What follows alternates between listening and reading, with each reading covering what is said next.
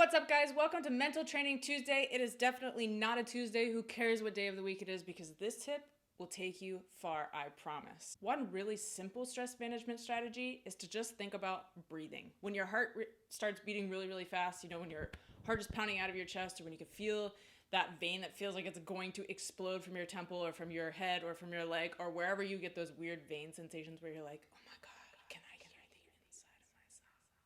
Whenever you feel your heart beating really, really fast, take a deep breath, hold it as long as you can, and then slowly let it out. So for example, 3 seconds in, 1, 2, 3, or totally normal in, hold for 2 seconds, and then try to make the exhale, the expiration, slower is the inhalation. Take your time breathing out, because what happens when you breathe out, and the reason why this kind of deep breathing, even if it's not long held breaths, even if it's not box method, even if it's not paradoxical breathing, whatever, the reason why this method works is because it stimulates your parasympathetic nervous system and basically tells your heart-brain connection, hey, cool down, chill, and forces your heart to calm down. It literally puts the brakes on your heart beating so fast through this neurocardio connection, the connection again between your brain, your nervous system, and your heart. And we can actually measure this, and we know this from research, HRV research. Heart rate variability, or HRV, tells us a lot about sympathetic health because it measures this exact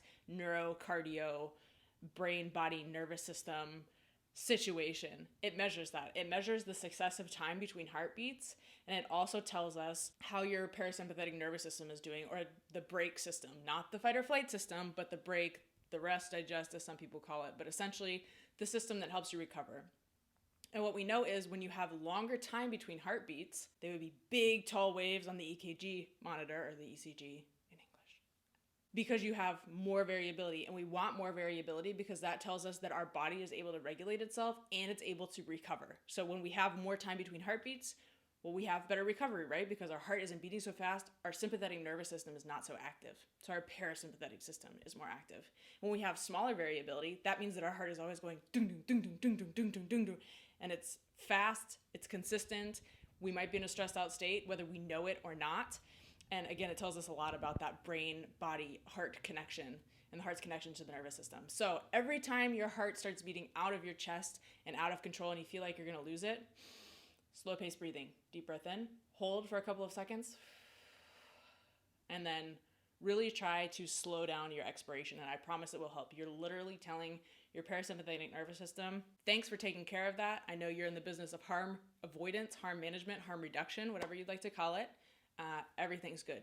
You can calm down and put the brake on your beating heart. So that's just a small tip for how you can manage stress in very acute situations. And that's by slow paced breathing, getting your heart rate variability to increase instead of having those short allegro breaths and those short allegro heart rate waves. So I hope that was helpful. See you next time.